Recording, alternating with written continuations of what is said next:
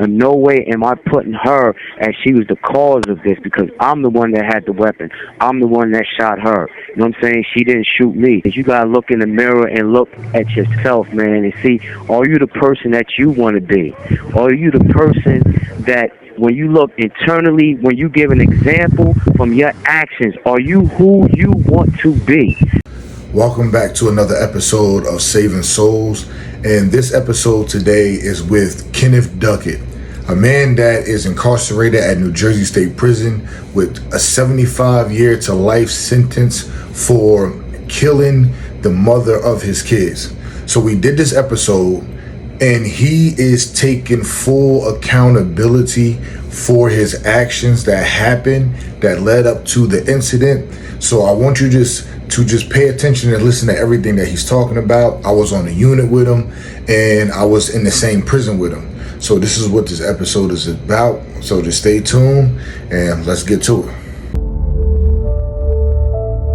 What's going on, y'all? Welcome back to Saving Souls. So today I got Abu No on here.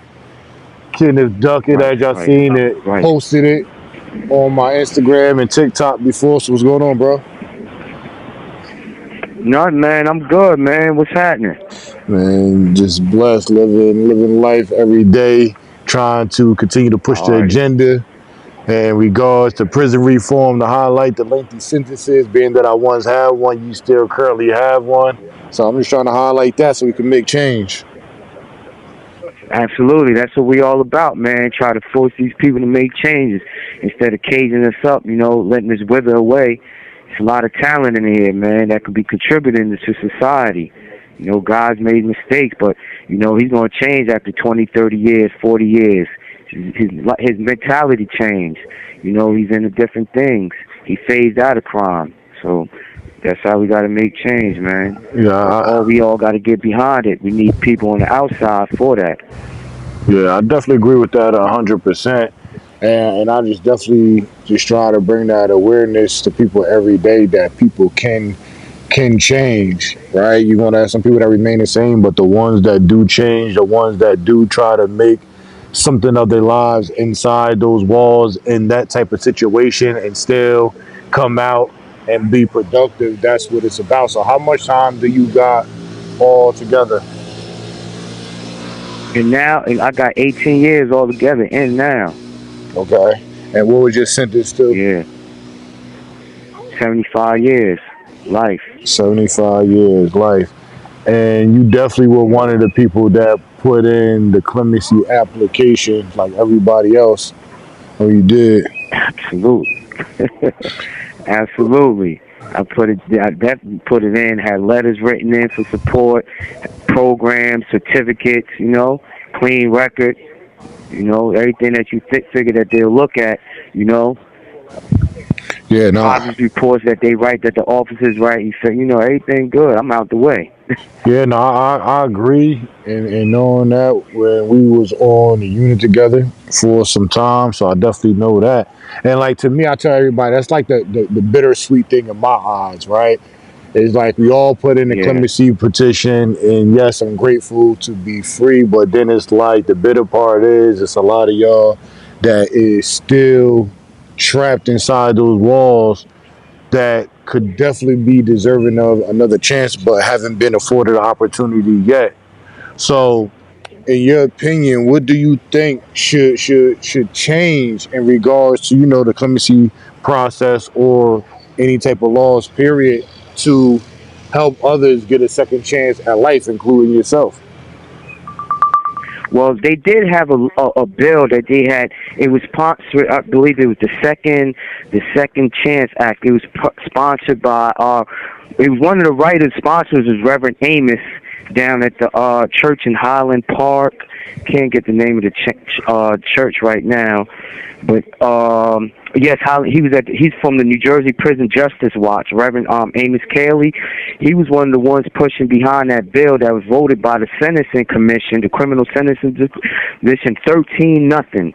All of them supported the change for the bill. Like if you had 30 years in and you were 50, 60 years old, you can go up and ask the judge to take a look at your case and get resentenced. This commission was headed by a former New Jersey State Supreme Court judge. She was the head of it, and this is a commission that's legislated by New Jersey law. All of them voted on this, 13-0. Murphy, they finally got the bill to go in front of Murphy a couple days before he was released out of office. They totally gutted what the bill was purpose was to deal with murders and violent crime. They gutted all that out. So it still passed the Assembly, but it failed in the Senate. But the purpose of the bill, when they wrote it, was to address people with violent crimes with time in, because they're saying once you reach a certain age, and studies have proven is that a person in his 50s, 55, 60, he phases out of criminal thinking. So, so things like that, they have to bring that bill back up. Even now with, like how you guys got out dealing with the clemency. They should took a deep, because there's many guys in here that's left. You got guys that's 70, 80 that can't do nothing. They basically, you got a guy on the tail, we ain't gonna go say name, but the guy, he can't even barely move. He has 50-something years, and like, you warehousing this guy. True. His health is deteriorating. Let this guy go to a shelter or home. He can't. He's a danger to nobody but himself. True. So things like that, they have to change. And when they go, the governor or her panels that's looking at like clemency, they got to do a deeper, in-depth look at the guys with the application that's coming before them. Because some of the guys, like you said, was well deserving. Of course, they can't let everybody out, but you had a lot of guys that's well deserving, man, that deserve to get out. True. Deserve a second chance. I understand that completely in so many different ways, and I've been very vocal about that even since I've been home. So that right there ain't going to change. So in particular to you, like, what is it about you when it comes to your case that people should know about that they don't know about?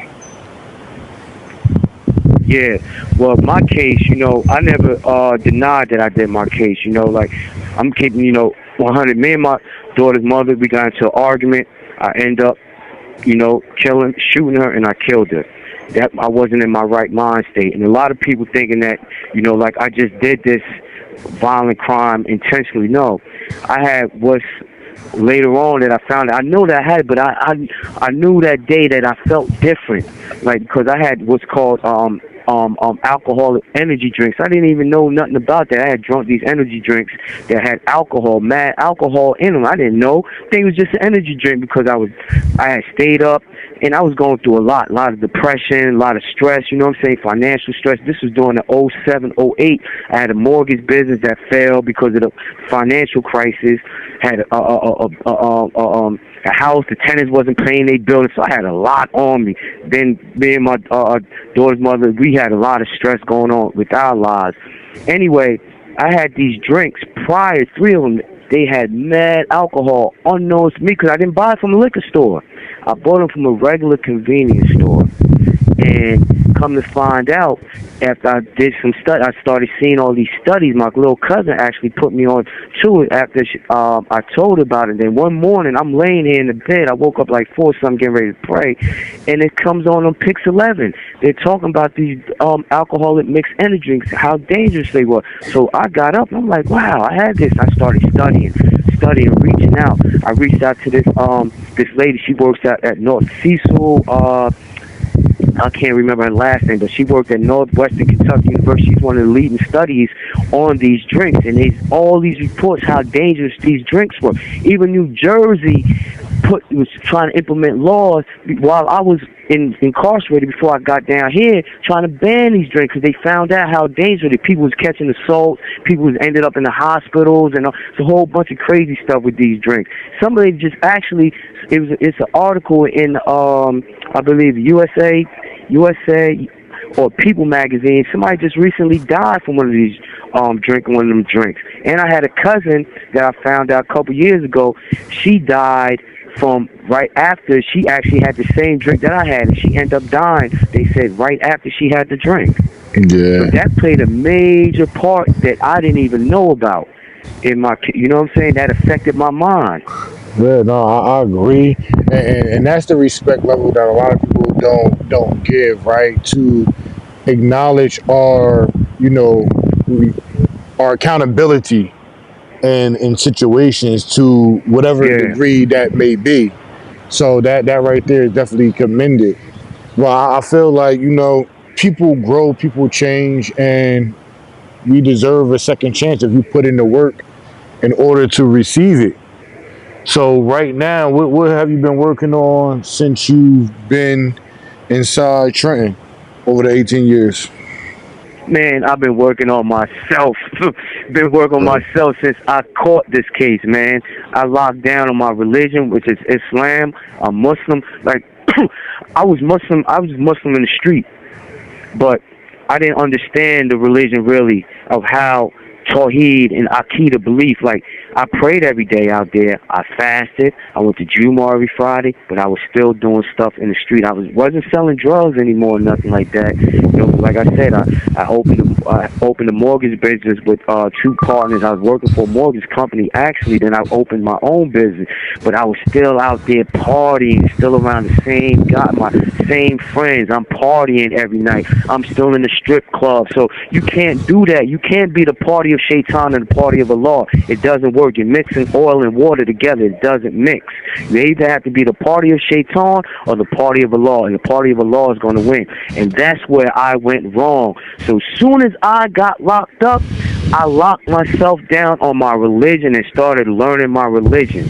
When I got down here to Trenton, the first thing I did was a behavioral modification classes. Took NA, AA, started working on. Took the programs that was working on me, like focus on the victim, alternative to violence, stuff like that. You know what I'm saying? That's Yeah, what I did. So seeking the ways that what made my behavior act the way that I did, and try to prevent myself from acting in that type of situation. Can't let nobody else, no matter what they words say, can't nobody push me to do anything, because that was the situation. Man, my yeah, son, we was getting into verbal, so she knew how to push my buttons. yeah.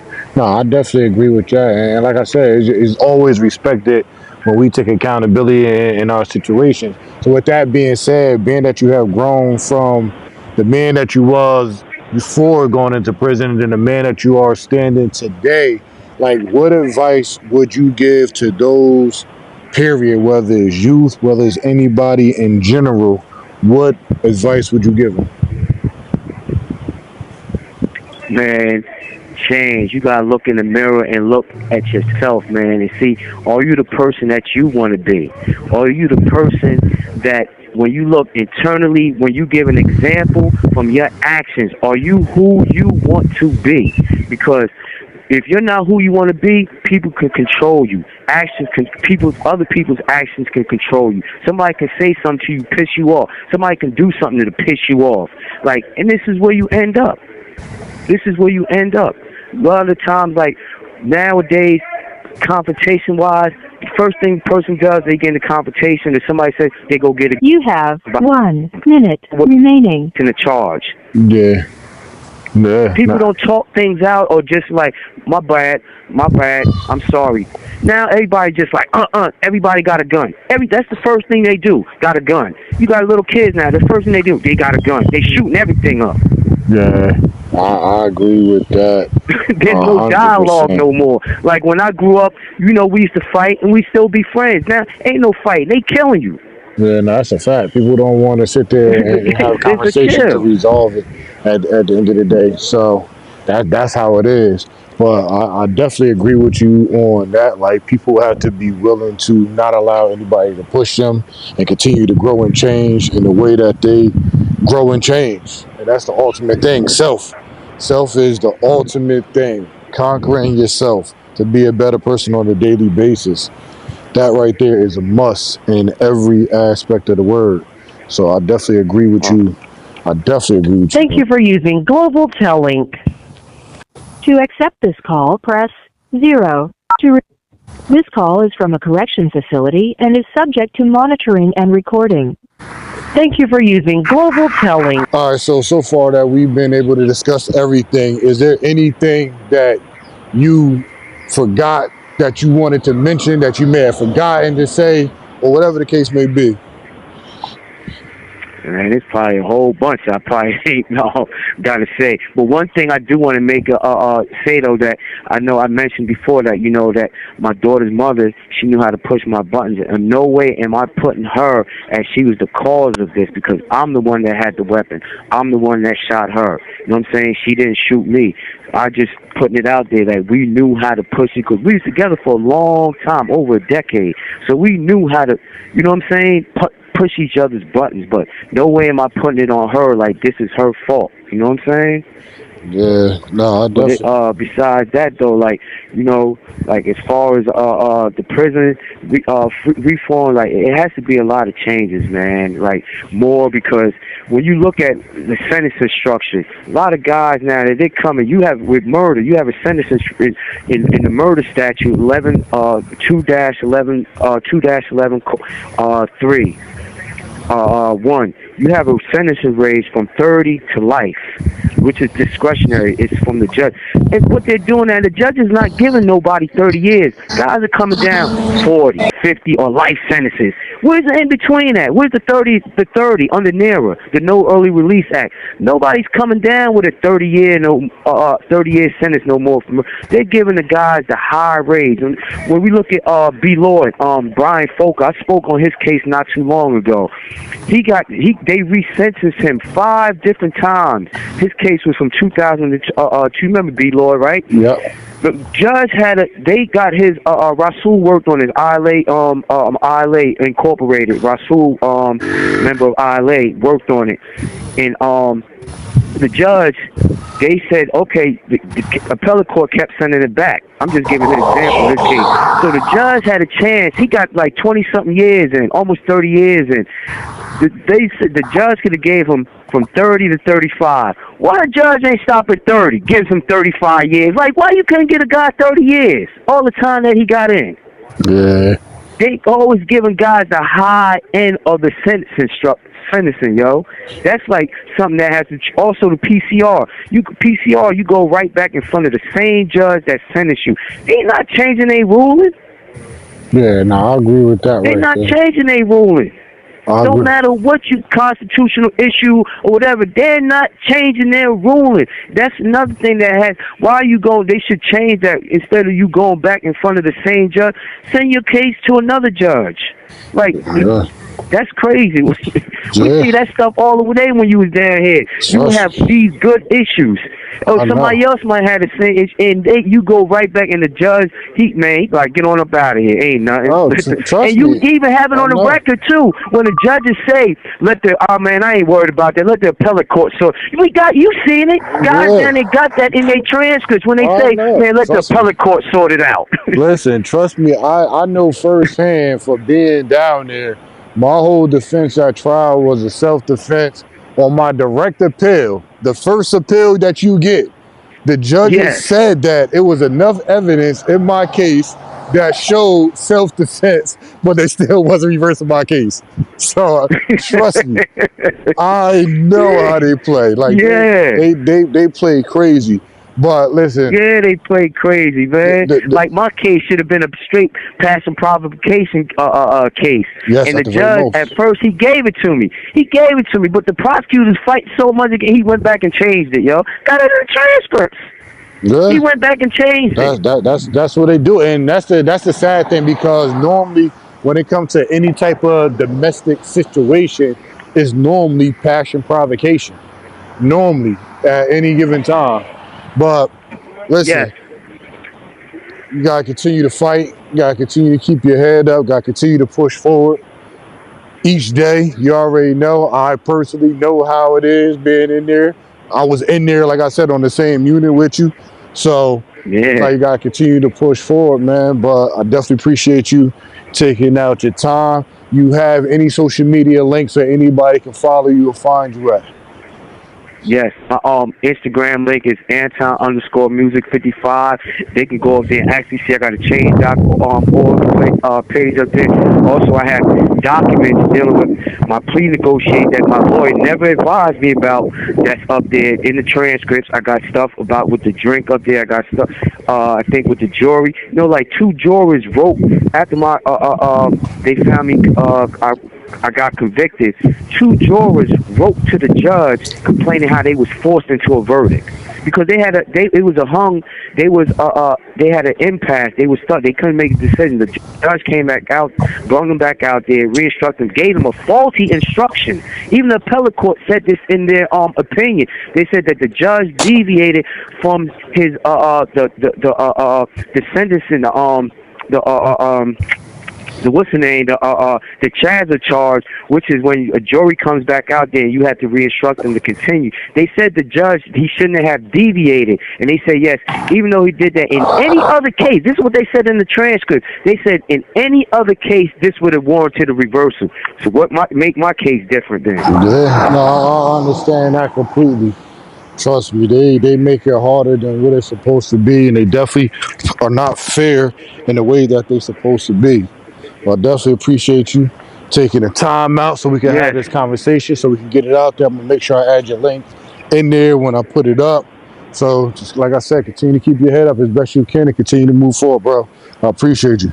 Absolutely, I definitely will, and we keep in touch, man. Like I said, everybody go to my Instagram page, Anton_music55. Read those documents up there. It's legal documents. I show you. This ain't what I'm saying. These are the trial documents of what happened. Like I said, with the plea process, that's a very important process where the lawyer is supposed to advise you of any pleas or plea negotiations, and that's what my lawyer failed to do. I had to find this out by myself down here, that the promise gavel is almost like what you call a ledger of every court date and everything, and it shows you these plea negotiations that he never advised me about.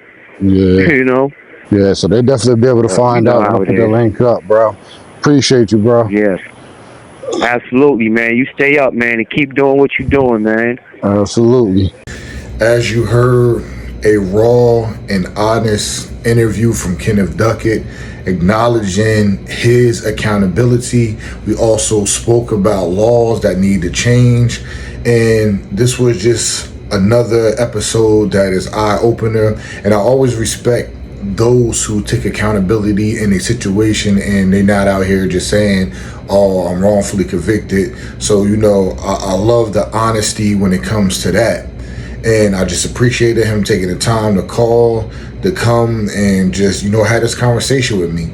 And if you learn anything from this type of conversation, we just have to just do better as far as, being there for people so younger people or just people in general would not end up in the same situation. So let's just continue to keep saving souls one at a time, and follow me on all my platforms.